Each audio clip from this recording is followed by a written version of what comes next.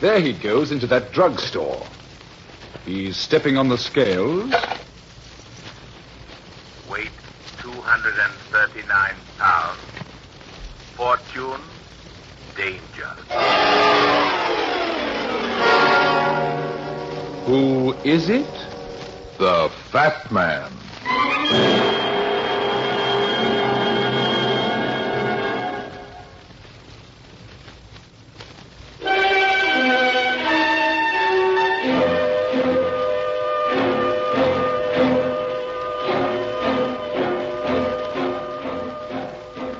Fat man's bulk can cover a multitude of things, such as hard muscles and maybe a soft heart. I go for the first myself. They pay off better. Crime and soft hearts don't mix. But that doesn't mean you can't make a nice gesture once in a while, even in the midst of a considerable amount of murder.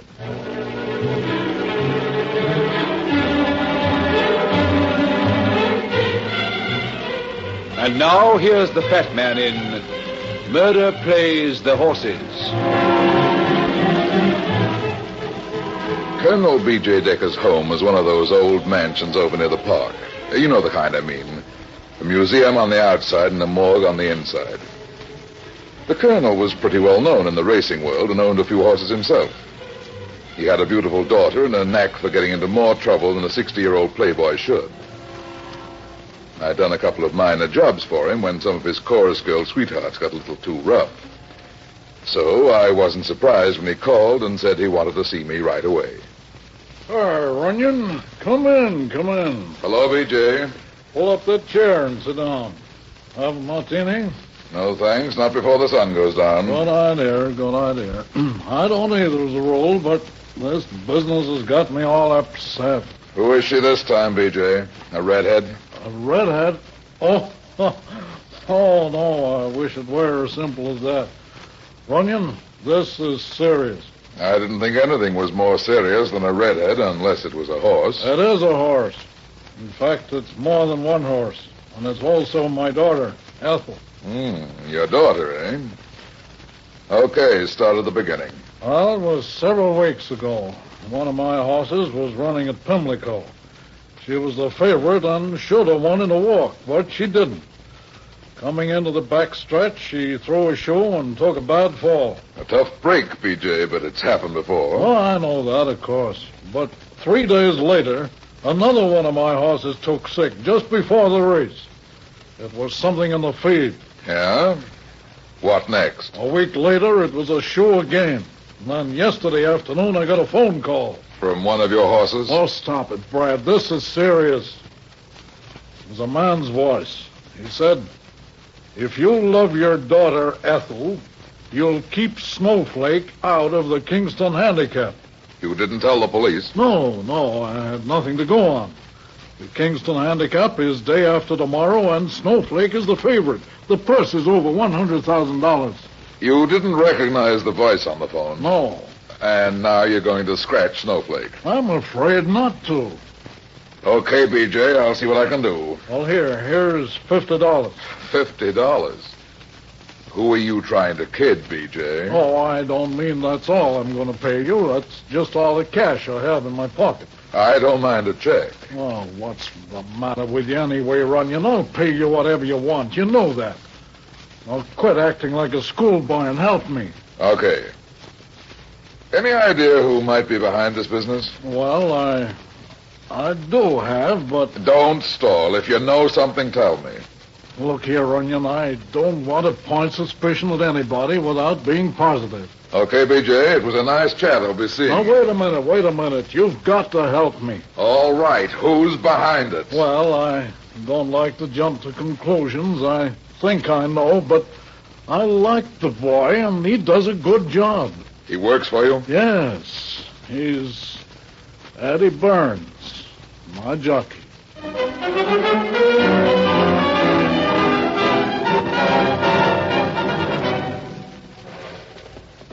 Attaboy, Eddie, attaboy! Let him out! Come on, Eddie, come on!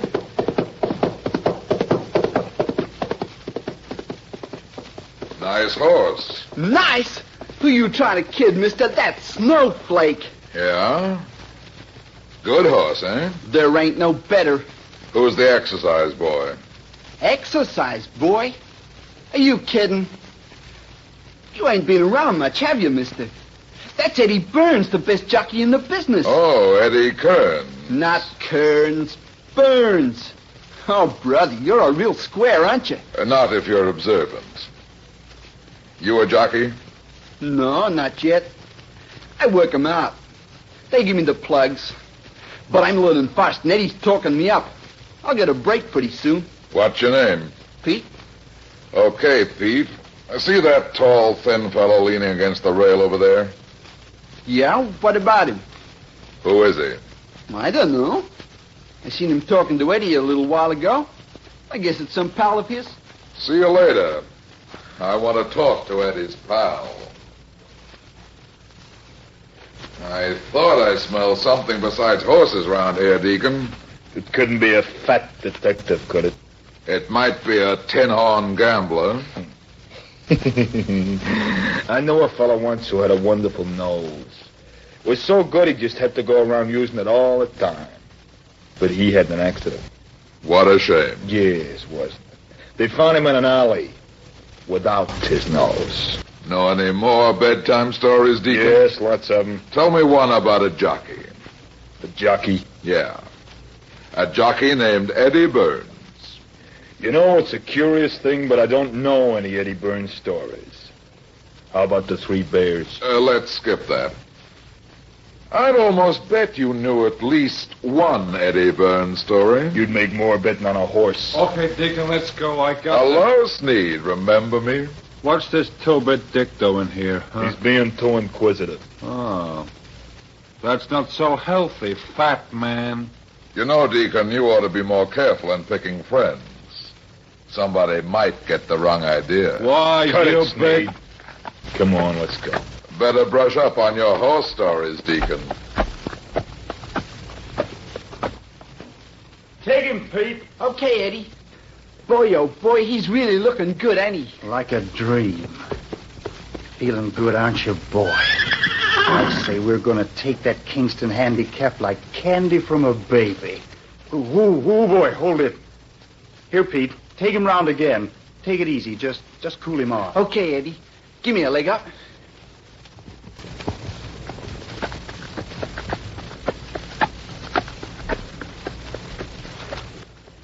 I hear there's a big purse in the Kingston handicap, Eddie. Here, Think you'll win it? maybe. What's it to you? Some funny things have been happening to Colonel Decker's horses lately. Okay, mister, what's on your mind? Talk straight. Somebody might think you're behind it. Well, some funny things have been happening, all right, but I'm not behind it. Somebody called the colonel yesterday and threatened his daughter Ethel if Snowflake ran on the Kingston handicap. Know anything about it? Me? That's right. Why, I wouldn't threaten Ethel. Why not? Because we're getting married right after the big race.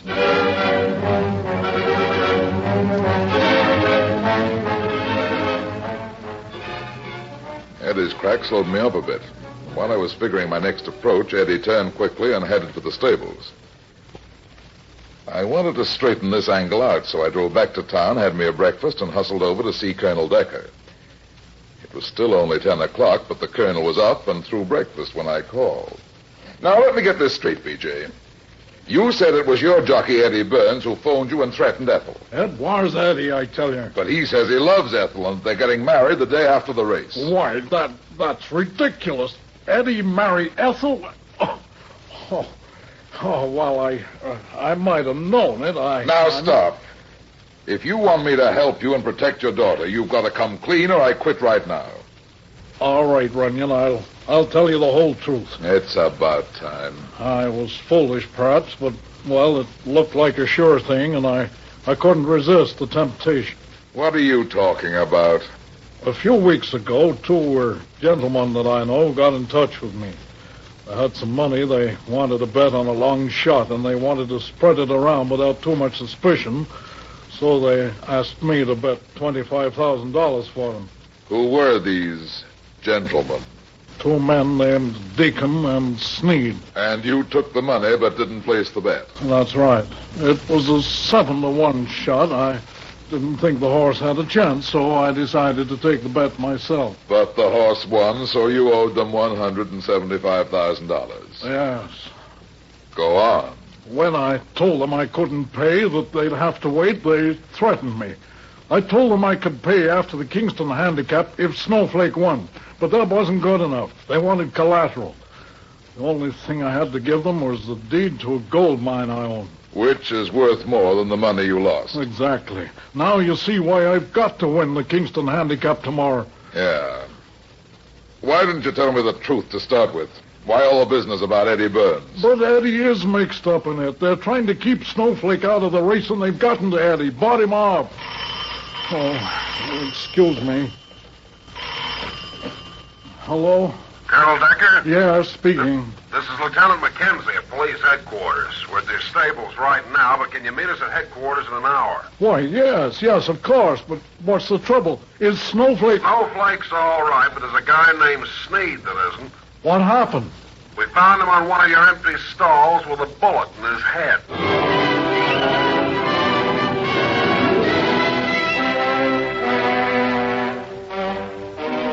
The colonel told me about the phone conversation and said that the police figured that Sneed had been murdered around 8 that morning. Right after I'd seen him, by the way. We killed a little time over a cup of coffee, then I drove the colonel down to headquarters, where, after a few questions, he was sent home. I was just about to leave when they brought in Sneed's pal, the Deacon. Hello, Deacon. Got a good one in the fourth tomorrow? What are you doing here, fat man? Too bad about your pal, Sneed. Yes, very unfortunate. Your mourning is very touching. He was a nice guy, and I liked him. He was old enough to know what he was doing. Took his chances like everyone else, but he drew the wrong card. Have you got any idea who might have been gunning for him? Lieutenant, why don't you ask Runyon here? Perhaps he knows. What do you mean by that, Crack? I mean that... Wait a minute. Lieutenant McKenzie. What? Okay. Hold the Deacon till his lawyer springs him. Okay, sir. You want to come along, Brad? What's up, Mac? Colonel Decker's stables are on fire.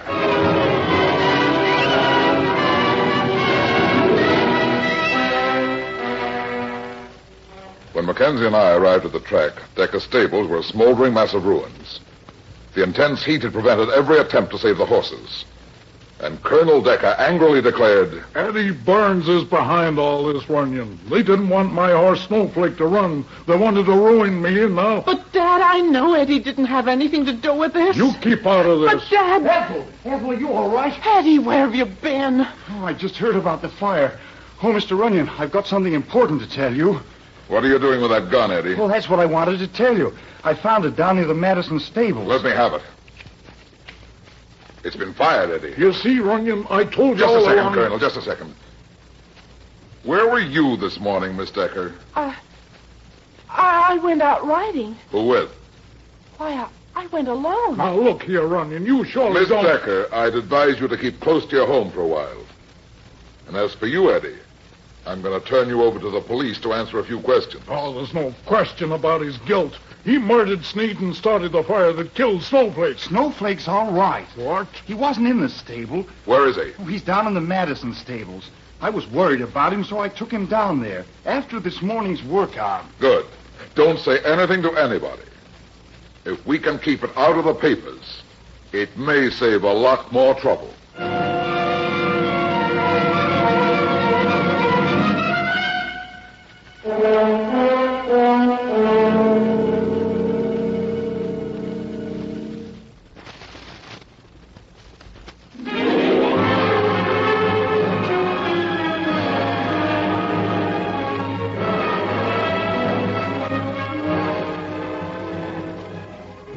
Murderer on the loose, I stayed close to the Decker family. The next noontime, the day of the big race, I told the colonel I'd drive him out to the track. Eddie Burns was in police custody, and Pete, the young stable boy, was assigned to ride Snowflake. With the Deacon free because of lack of evidence, the colonel didn't object to my companionship until he found out where I was taking him. You know, Colonel, there are a couple of things that don't make sense. What? Why Sneed was murdered, for instance. Well, that's simple. Is it? Of course. The deacon killed him. The deacon may be a crooked gambler, but he's no fool. Besides, there are some others with equally good motives. Who? Eddie Burns, for instance. Oh, Eddie, yes. And there's somebody else. Who? You. What do you mean? You owed Sneed and Deacon money. They wanted the mine instead.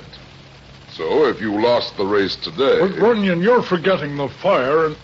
Just a minute. Turn around, Runyon. It's almost time for the race. We're not going to the track, Colonel. We're going to listen to the race on the radio. What do you mean? What are you trying to do? Save your life, maybe.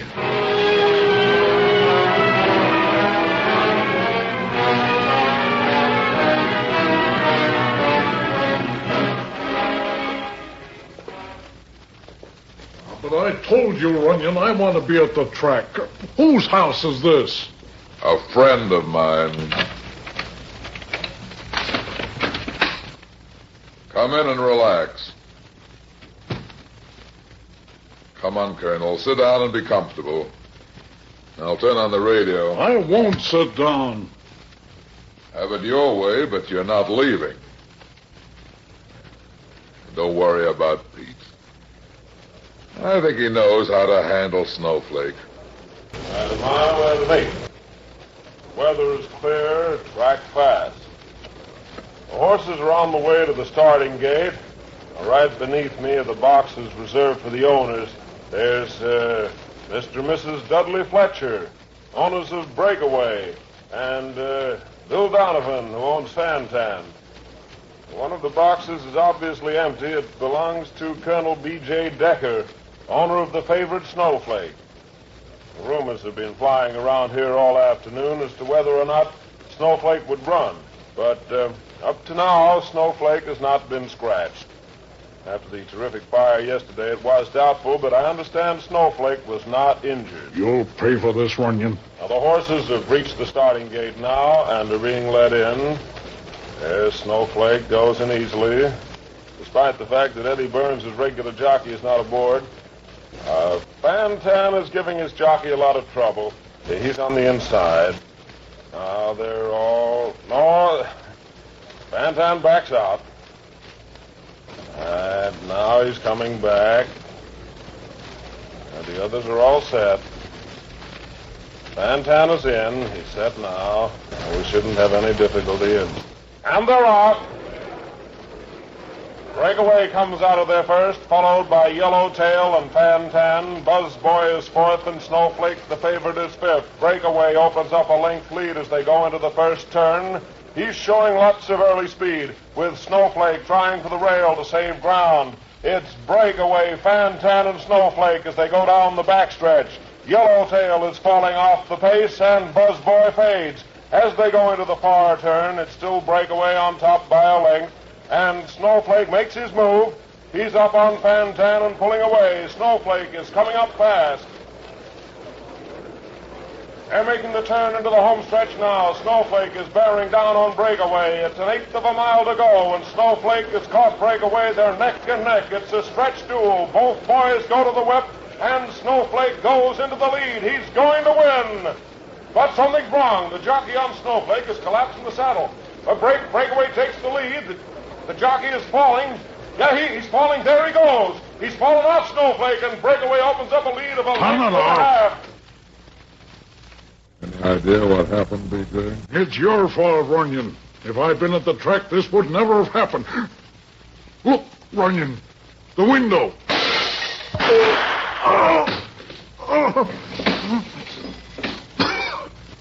He got away before I could see him. Who was it, B.J.? Could you see him? Try, B.J., try. Who was at the window? Eddie. It was Eddie. It was...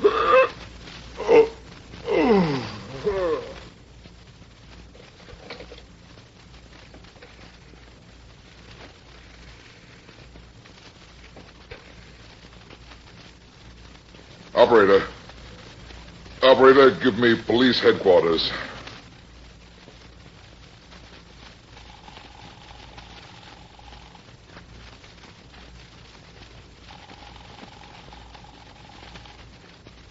Police headquarters. Get me Lieutenant Mackenzie. Hello, Mackenzie speaking. Mac, this is Runyon. Colonel Decker has just been murdered. Murdered? Who did it? Why did you let the jockey go, Mac? What are you talking about? Eddie Burns is still locked in a cell here at headquarters.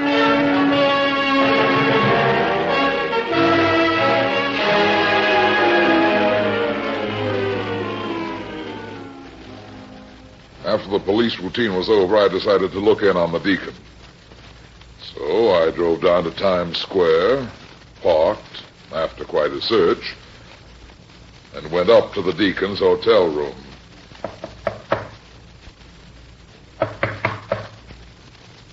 Who is it? Bellboy. What do you want? Message.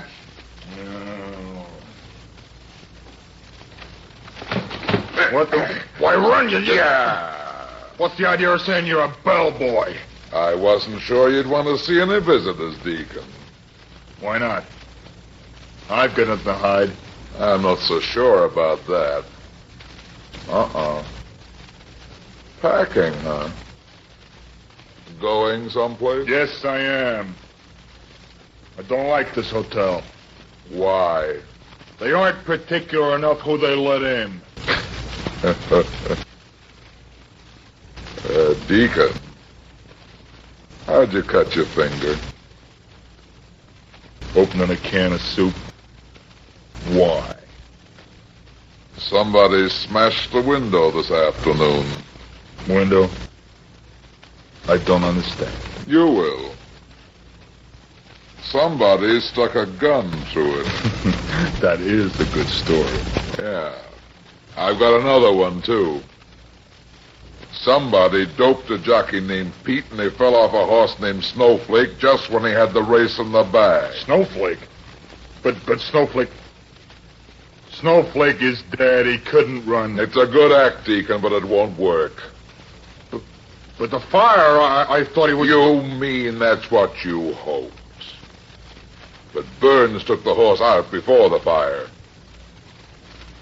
Someone started that fire for you, didn't they, Deacon? No, Runyon, so help me, I didn't. I swear I didn't. It's no good, Deacon. I really thought Snowflake was dead. Then you weren't at the races, were you? He was. No! Why not? I'll tell you. Because you followed Decker and me and shot him through the window. Right, that finishes the story, Runyon. Don't reach for your gun, Deacon, or I'll put a period to the story.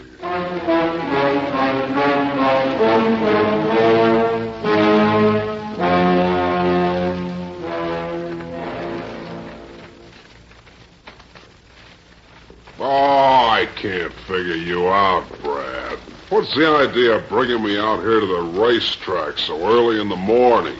There's somebody here I want to see, Mac. Who? I'll show you in just a minute. But, Brad, it's an open and shut case. You said so yourself.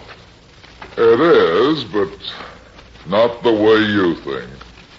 But if Eddie Burns killed Sneed and Deacon killed the Colonel, what else is there? Quiet, copper.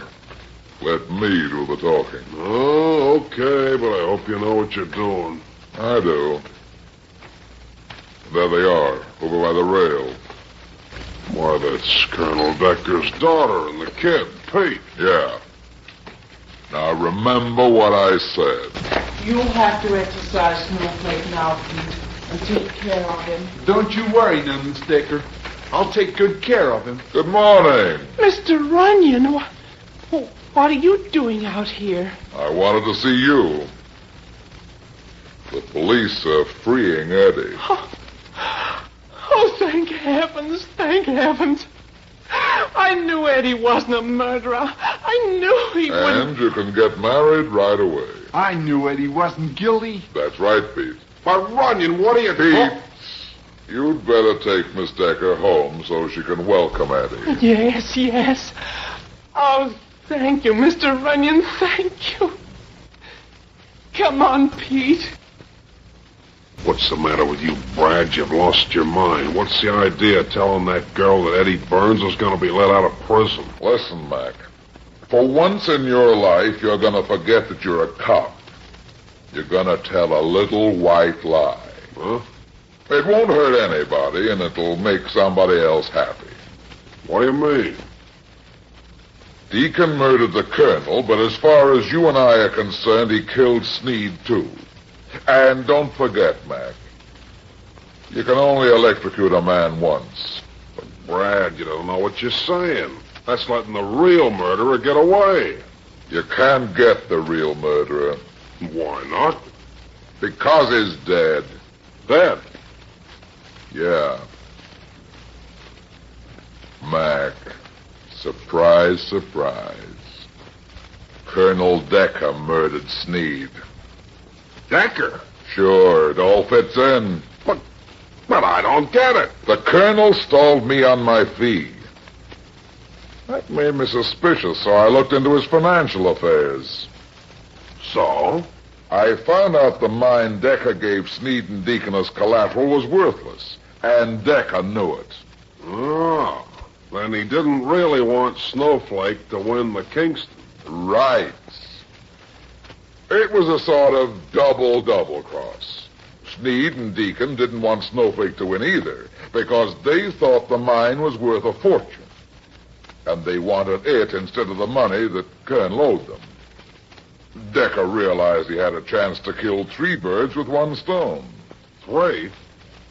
He wanted to keep Eddie from marrying Ethel, so he decided to frame him. Make it look as if the gamblers had bought him. Ah, then the colonel monkeyed with his own horses to throw suspicion on Burns, and he was behind all the other funny business of the track. Yeah. He saw a chance to clear his debt with a worthless mine by burning the horses and collecting the insurance. Decker was literally broke. But, why did he kill Sneed? Sneed learned the truth about the mine too soon, so the colonel had to kill him. Deacon found it out from Sneed. That's why he killed the colonel. Ah, so that's it. Yeah. The colonel's dead, and his daughter doesn't have to know what a louse her old man really was. You know, I never suspected you of being soft-hearted. Well, a soft heart's better than a soft head if you don't overdo it. Maybe. Hey, by the way, Brad, you know any good horses for tomorrow? Yeah. I got a couple of fillies in my little black book.